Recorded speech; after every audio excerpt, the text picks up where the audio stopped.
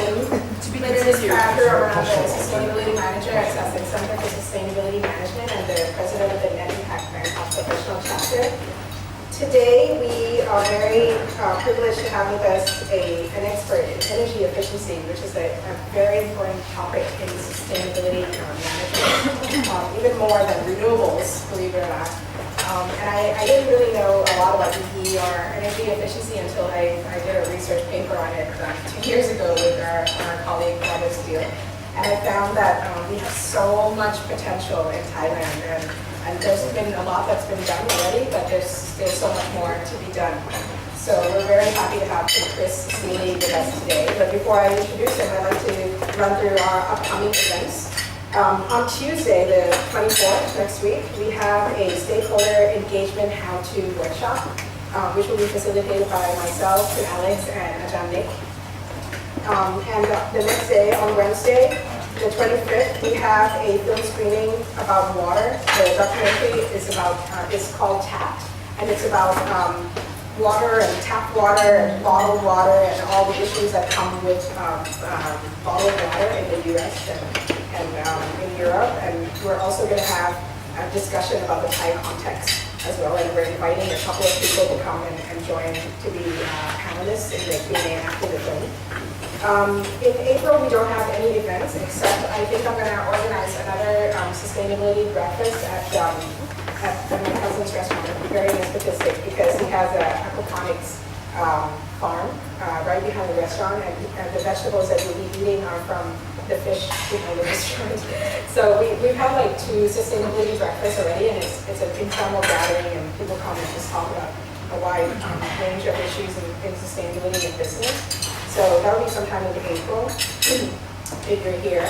And in May, we return with a luncheon talk by Andrew Stocks, who is the head of the CFA Institute in Thailand. And his topic is the 10 ways ethics adds value to you, which will be very interesting. And we have a networking night instead of a film screening in May, and that will be at Roadhouse Barbecue with Kun Sarini Nantakun, who's the founder of South Forest, a sustainability consulting firm as well. And in May, we have a trip to the Hoi Kwan community, which is along the Ramanayan Road. And it's a really big community that Alex and Ajahn Nick have been contributing to through their Rotary Club with social enterprise and microfinance and things like that. And they're a very active community, and they're going to take us on a canal tour, because the Hoi Kwan community has 2 canals running through it. And we want to find out with them, what are the business opportunities for canal development if there was to be one. And so without further ado, I'd like to introduce Chris Seeley, who was formerly with the Clinton Foundation, the Clinton Climate Initiative, for 6 years here in Bangkok. And he's advised everybody from the AGB to the Japanese JICA, to the French, the AFD, and now he has his own company called Climate Change Solutions. So please give him a warm welcome.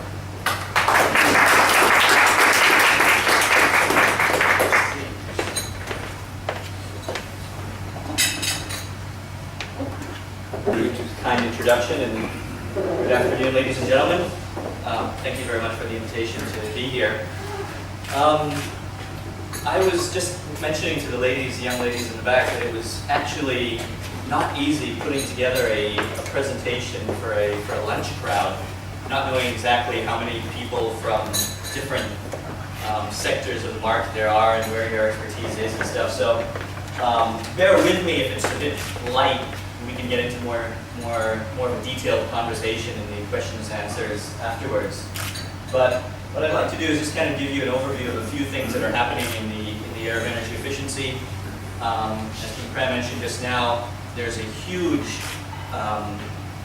opportunity in the market here in Thailand, both on the economic side and financial side, as well as the energy savings and the environmental side. As she mentioned, I was with the Clinton Foundation for 6 years, managing their what they call the Energy Efficiency Building Retrofit Program across Asia. So focusing on kind of being an advisor or consultant to the government to look at their buildings, but also doing a lot of work in the private sector with large property owners, property developers, and large occupants of properties as well. Just to give you some overview of the size of the portfolio I was looking after across 9 countries in Asia, Southeast Asia, and then doing a lot of work in Japan, Korea, and Hong Kong. Overall, over the 6 years, developed a portfolio of about $150 million and implemented about $90 million worth of energy efficiency building retrofit projects. And looking at, in general, over that, looking at 90,000 tons of CO2 emissions mitigated per year upon completion of those years. Just to give you some idea of an energy efficiency project in a commercial building or blended with a government buildings and commercial buildings, came up with an average investment of just under $600,000 to achieve a reduction in energy consumption of just under 20%. On average, I think the 6 years simple payback period is a bit high because it's blended with a lot of government projects which took on payback periods of somewhere between 7 to 10 years. In the private sector, what made most sense to the private investors or private building owners or operators was somewhere between the 3 to 5 year payback period, which we saw them move forward with that investment. Just 2 slides on what I'm doing nowadays in the company. Broken down into 2 streams. One is a pure consulting work, so doing some consulting work. I just completed a 1-year consulting job with the ADB on capacity building in energy efficiency across Southeast Asia. And then doing some other work for the French government on a €20 million credit line to a local commercial bank to administer to private sector building retrofits in Thailand.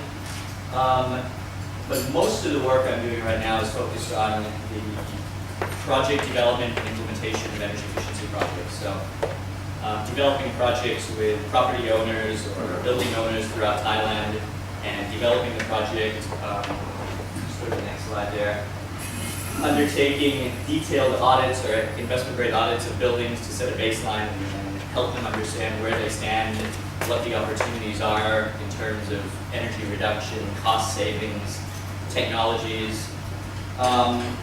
Doing some design review, which is for new buildings, looking at the design or specifications put forward by M&E consultants who are still, I hope there aren't any in the room right now, but they still seem to be behind the curve in energy efficiency technology. A lot of what they're putting forward is technology and systems at least 10 years old. Poorly efficient air conditioning systems, halogen lights, electric boilers, still going into specifications for new buildings in Thailand, which is extremely surprising. And then figuring out the bridge between the project opportunity and the implementation. And I think the biggest hurdle or challenge I've faced, and I've known for a while, has been in the financing side. So done a lot of work with financing partners to develop structures on how to invest into energy efficiency projects, working with private equity companies, working with commercial banks and then development banks. A slow, tedious and challenging process. And now taking that experience and lessons learned from that and the frustrations in having a project where the financials look good, the building owner is willing to proceed, and can't find someone to invest into it or to provide a loan. Currently setting up what I call as a micro fund as a proof of concept for financing small scale energy efficiency projects in this region. And then doing a bit in renewable energy, especially in solar rooftops, which I feel complements the energy efficiency sector very much and is going to continue to look better and complement each other as we move forward with reduced prices of solar technology. So what I wanted to really bring to your attention in kind of this slide presentation is a couple of different things around the investment potential, and depending on what your background is or what your interests are, identifying whether it's the investment side of things, the funds, and the financial returns around these projects, some of the technology around, and then using a few case studies as samples or demonstrations of these characteristics.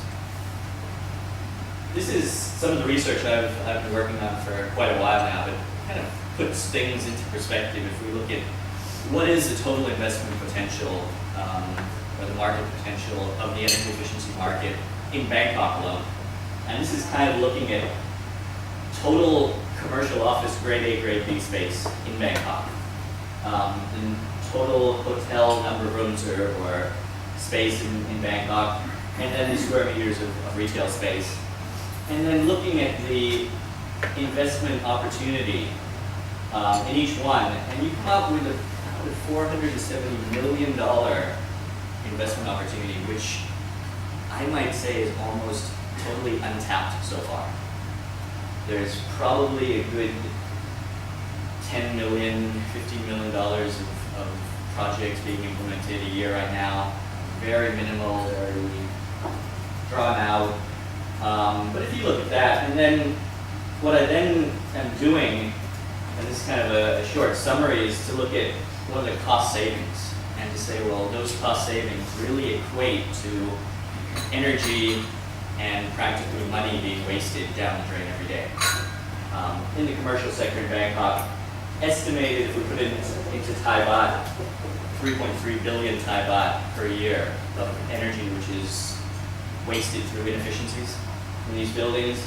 Drill it down further into a month or day, we're looking at 10 million baht worth of energy being wasted every single day in Bangkok in commercial space, which are pretty interesting numbers for those in various different areas of investment, finance, and then looking at the cost savings of avoided cost if we were to do something. Technology, I'm not going to spend too much time on this. It's what I'd like to just share with you is Thailand is especially fortunate or lucky that most commonly found or commonly used technical solutions for commercial buildings, new technology, innovative technology, but also proven technology is absolutely readily available in Thailand at very affordable prices. A lot of them are manufactured in Thailand by some of the big manufacturing brands in the world. We talk about air conditioning, lighting, hot water systems, building automation systems and control systems, LED lights. They're all readily available in Thailand, and there are various different government incentives provided which subsidize a whole long list of energy efficiency technologies. This is something which has been, it's called a hybrid solar air conditioning unit. And it's something which is surprisingly very new to Thailand, but has been sold or been used in other parts of Asia, the Middle East, and South America for at least about 6 or 7 years now. On average, it provides an efficiency gain of about 40% to the standard air conditioning unit, about 20 to 25% more efficient than the inverters. Those numbers taken specifically looking at consumption during the daytime when it uses the outside sun to heat and then provides an efficiency gain. That's all I wanted to say on the technology side. It's a matter of putting them all together, which is a challenge for a building project. And that's one of the main challenges which I found in the market in Thailand is you have a lot of expertise and a lot of technology specific expertise. And they don't necessarily talk to each other, they don't have very good partnerships, and you get a lot of projects where there's single technology, which in the end don't have the opportunity to complement each other to give you the higher energy savings that a building might gain. Just wanted to, as I mentioned earlier, just wanted to share some of the project references and case studies with you, especially on the project details side, the financing side, which is a lot of my interest and background. Existing 5-star resort in Phuket, right by the beach. Property is 8 years old, and last year I went through a very detailed investment grade audit of the property to look at everything that consumes energy or impacts the consumption of energy in the resort, and then looked at developing various different solutions for them.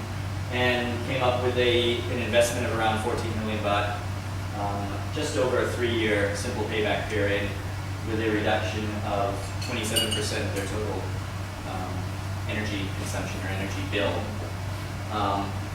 Energy savings of just over 4.5 million baht a year, which, if you break it down, is about an additional profit or revenue for the resort of just under 400,000 baht a month, which can be allocated to many other things in their daily operations or increase profitability, etc. So this is a project where looked at several different measures and putting them together, and now looking at the financing and implementation side. Shiva Somi is also one of the case studies I use often in Thailand as a sample of having a very strong corporate policy towards sustainability and environmental conservation, etc. But they looked at their own property a couple of years ago and identified through a partnership and detailed audit of opportunities to reduce their energy consumption, energy cost, and that achieved a 26% reduction in energy consumption with a 4.5-year payback period, which is quite long, but taking into consideration that their main air conditioning equipment or chiller plant was about 22, 23 years old. So they knew they needed to spend the money anyway. So it was a matter of saying, instead of investing into or spending the money into something you spend anyway, instead of spending it as a cost, look at this whole thing as an investment and find the most efficient system to put in, which will give you returns. So that's, once again, looking at just 200,000 baht a month of pure additional revenue for the resort down there. Very small resort. And then, as I said, the other model, which is easier, especially to those new to energy efficiency and want to kind of test the waters, is really looking at technology-specific projects. And through a partnership with the Starwood Group, we did a technology-specific lighting project, which was only looking at replacing all of their lights with LEDs, and went through various stages of mock-ups and trials to make sure the light levels, the color, etc., were acceptable to everybody. And then overall, a payback period of just under 2 years, and they marketed the project as the first Starwood property in Thailand to go completely LED. So tied in with this CSR marketing for not only the property itself, but also for the Starwood Group as a corporate. And then coming back to not only is the opportunity quite large for existing properties, I think there's also a big opportunity to get it right from the start. Instead of building and then immediately looking at, well, I should have put in a different system, or I should have looked at LED lighting instead of going down the path of halogen and now looking at replacing it. So I've actually received a lot of interest from property developers to say, well, we're going to build a building, can you review the specifications and equipment to make sure we're putting in efficient systems. So doing kind of a cost savings analysis, additional investment analysis, and life cycle cost analysis for different technologies, and saying, well, if you put in a more efficient air conditioning unit, you might need to spend 25% more than you had budgeted for, but over 8 years or 10 years of its life cycle, it will save you 4 or 5 times that amount the incremental investment you would put in. So looking at this, whether it's more efficient systems or different technologies for the same application, for example, using a heat pump as opposed to an electric boiler, those are kind of just simple evaluations and analysis that the properties appreciate. For this property specifically, it's 32% projected savings based on their baseline of what they plan to do. What's the building envelope? Sorry? What's the building envelope? Building envelope was looking at additional insulation the home green roof, foam spray, and then looking at the option of putting additional window film on some of the windows facing the east or west. Kind of just a summary of some of the projects I've been working on, looking at this maybe through a corporate strategy side of things, and I might use the Amari Group as a sample. Is they're going through every single one of their properties in Thailand and saying, how can we reduce energy consumption, and how do we figure out a financing structure which is budget neutral to us, meaning that we don't want to take out any loans from anybody and we don't want to tap into any of our credit lines. So it's been 8 months working with them on a structure of a leasing agreement where you take the total investment, project investment, and the easiest way to describe it is if it's as if they're buying a car. It's total investment divided by monthly installments across 48 months, and at the end of the term, the ownership of the assets transfers from the investor to the group. Simple, but an interesting strategy to look at their whole portfolio, similar to the Starwood Group. And then, as I mentioned, doing some work for the French Development Agency, and most recently, a partnership between the German government and the European, the Energy Research Center of the Netherlands, focusing on energy efficiency financing and energy efficiency capacity development in Thailand to help accelerate the market. What others are doing, Ministry of Energy, just kind of an overview of some of the other activities that others are doing to accelerate the market in energy efficiency in Thailand. Obviously, the Ministry of Energy sits at the center of everything. German government's kind of sponsoring a building energy labeling program to say, well, can we tie in a publicly disclosed labeling tool, just like the one for equipment, to say if it's a 5-star energy building, will that help people follow the building energy codes more closely, but also will it accelerate the market to move towards greener, more efficient buildings.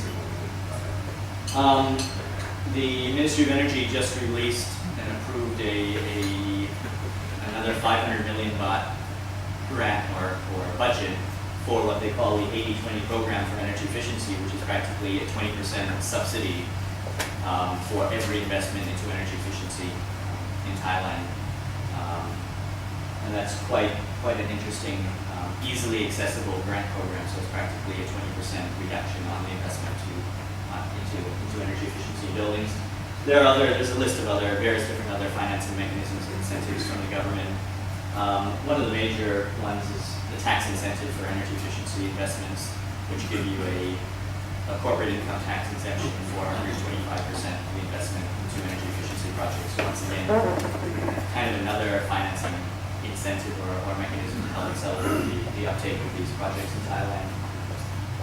And then the program, which was launched late last year under the USAID program, is what they call the Private Financing Advisory Network, which is kind of an intermediary that if you have a project relating to clean energy, energy efficiency, renewable energy, they kind of assist in reaching out to a whole long list of investors and kind of help you develop the structure of your project to meet the needs of various different investors to kind of match the two and make these projects happen. I guess kind of playing on the accelerating energy efficiency, what others can do if you're not directly in line with this field. I guess it's really,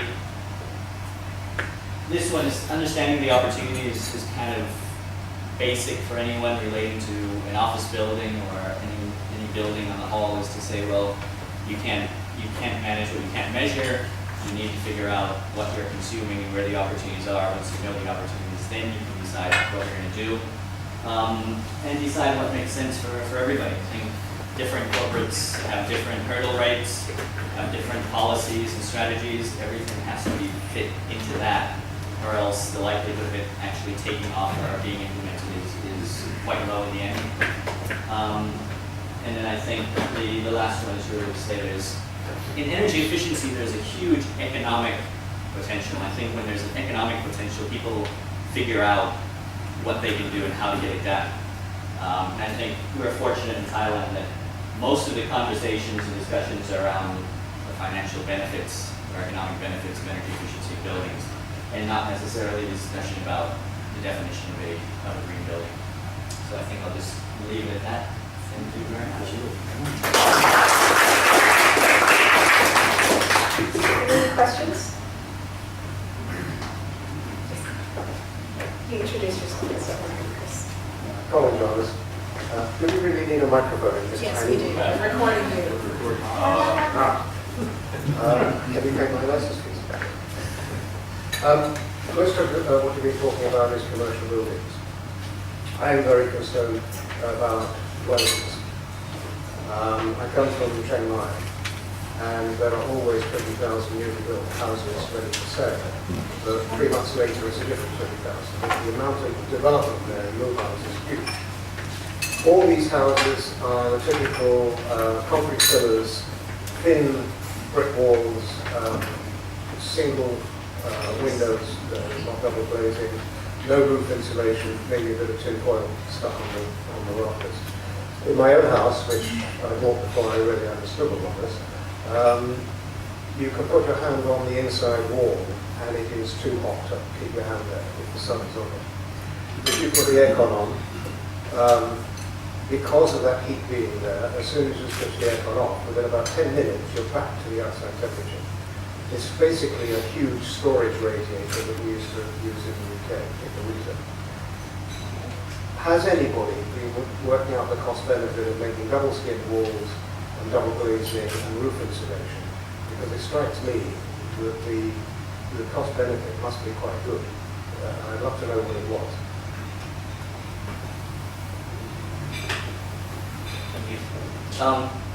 I think there's a couple of different angles there or answers. I think there's been a lot of conceptual studies done on what do you call it, low emission, energy efficient homes in Thailand. One of the key drivers of this is Dr. Achin at Chulalongkorn actually. He's I think done several different versions of energy efficient homes and zero net emission homes as well in Thailand. I think there's a lot to do with the way developers translate the market value of having to invest into, let's say, an additional 15% to make it at least an acceptable level of energy efficiency, and the price that they can charge in the market. I know a few property developers right now are going down the path of marketing their developments as green developments. There's one out near Impact that has put solar panels on their roof. Prince Seeley has gone out and is developing what they're branding as a green eco development. I think they're moving in the right direction, but I think they're also waiting for the market to see whether the market is willing to pay that additional cost and see value on it, which I haven't seen any studies done on whether consumers are really willing to pay maybe 500,000 baht extra on a 4 million baht house or something like that. I've been involved in a couple of calculations where we've seen the incremental cost of putting in some good technology could equate to a much larger profit margin if they were able to sell their houses at a higher amount. But that's about all I've seen. It's slowly happening. The guys at not Land and House, but another, Rim Land, are putting together some kind of green developments for their things. They're moving in the right direction, but I think there's still a lot of coming back to the building energy labeling program under the Ministry of Energy. That is going to include residential condominiums and high rises. So they're starting there, kind of putting together some financing incentive package to incentivize the use of more efficient technologies, but especially with the recent discussions around property tax. Trying to put some of that, the discussion was around taking some of that or using other tax programs to reinvest into subsidies for developers. Hope that helped.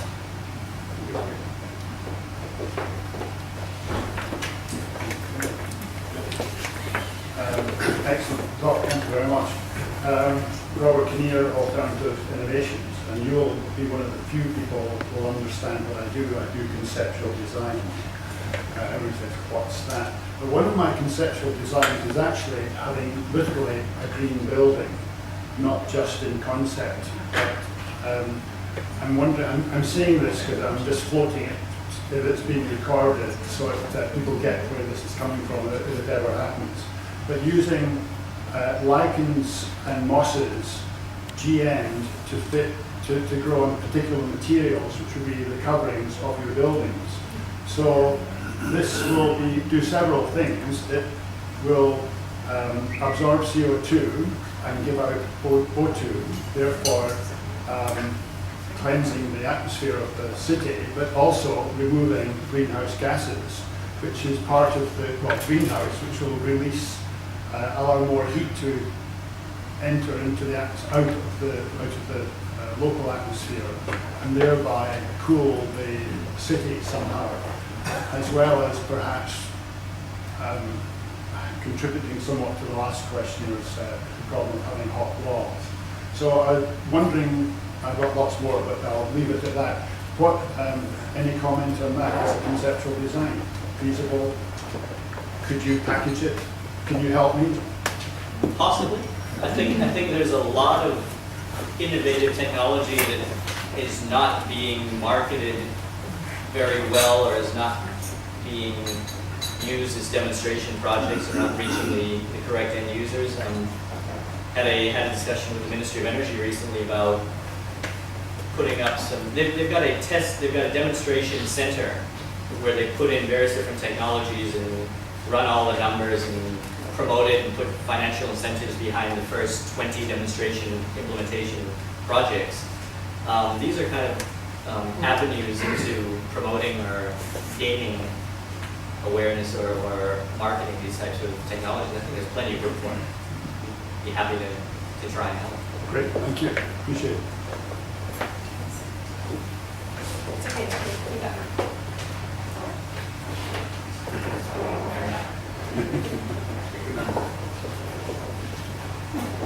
Hello, my name is Tom Gannon, and I'm a student here at Seeley. I was wondering if the technologies, the renewable energy and the energy efficiency technologies that are readily available in Thailand, are they also readily available in Cambodia, and also are they incentivized in the same way or a similar way? What was the final bit there? Whether they're Incentivized? Oh, incentivized. I think a lot of technologies that I see going into Cambodia right now are actually going through Thailand into Cambodia, and I think there's not that much of a problem. There's what do you call it? Tax exemptions on renewable energy that I've seen in Cambodia. There's a gentleman here who will probably tell you much more detail about the taxes related to bringing in solar panels into Cambodia. But so far, I've seen this. It's pretty free-flowing, especially when it comes to technologies. The standard technologies that you can get in Thailand, you can usually get up in Cambodia. The other bit of the question was incentives. Cambodia, for example, does have the equivalent of the Thai BOI. I forgot what you call it in Cambodia, but it's almost identical to the BOI in Thailand, where there are various different tax breaks and corporate income tax exemptions for long periods of time, I think similar 8 years or 10 years, for investments into renewable energy, for example. So solar farms can access these kind of incentives as well. I think they're growing. Great, thank you.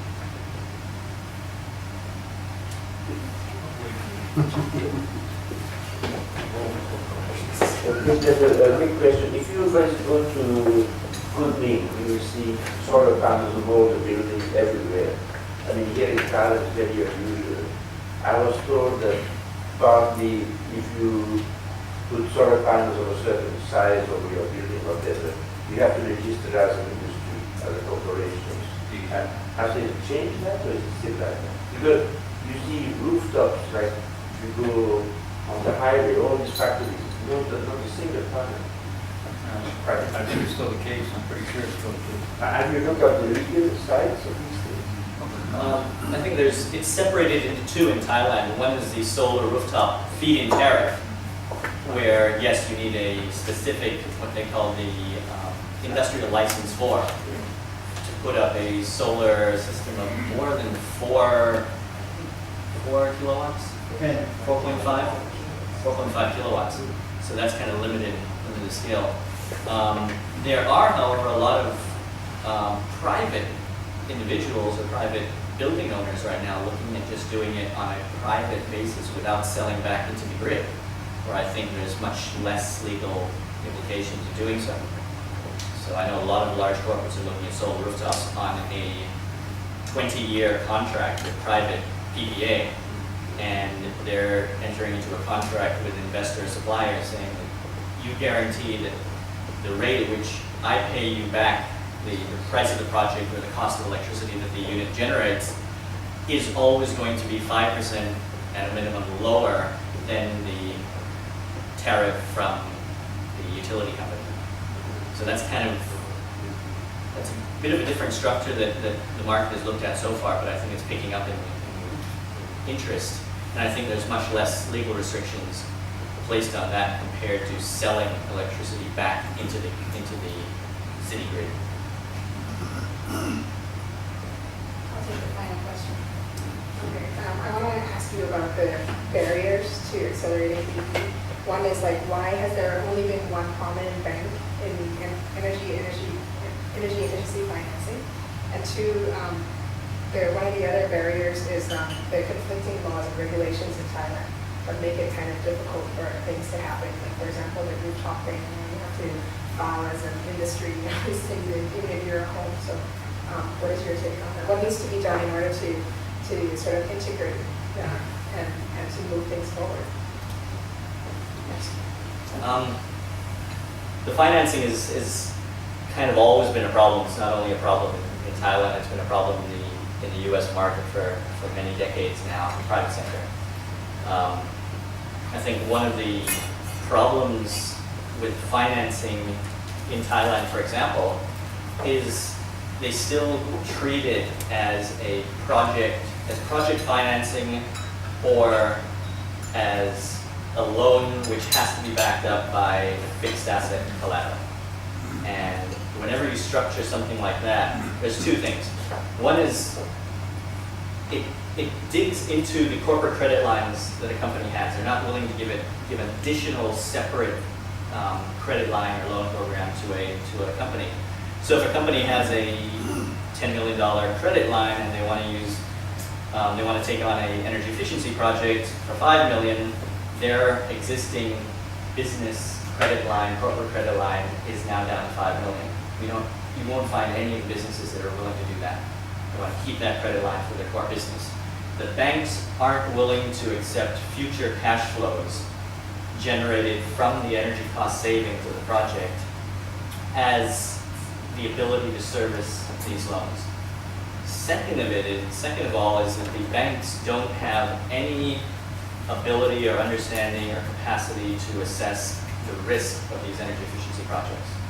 There's no technical group, third party that they can go to say, I've got a loan application from this creditworthy customer who wants to do an energy efficiency project, but here's the 10 different things they're going to do. How do we assess the risk? There's not that capacity either, certainly not in the banks. And secondly, outside the banks, there's not that much. In terms of energy efficiency, I think there's really a lot of incentives put around energy efficiency, and those are kind of growing in different types and different approaches and structures so far. So I've seen it really getting better in terms of someone who wants to find a way to do an energy efficiency project in their building, as opposed to facing these kind of bureaucratic processes. I think private buildings, if you want to do energy efficiency, there's really no barriers legally to doing it. If you want to put solar on your roof and sell it back to the grid, I think that's something that legal constraints, restrictions, safety restrictions especially. I think it's certainly getting better. Thank you very much, Mr. So we're out of time, so let's give him a big applause for his speech.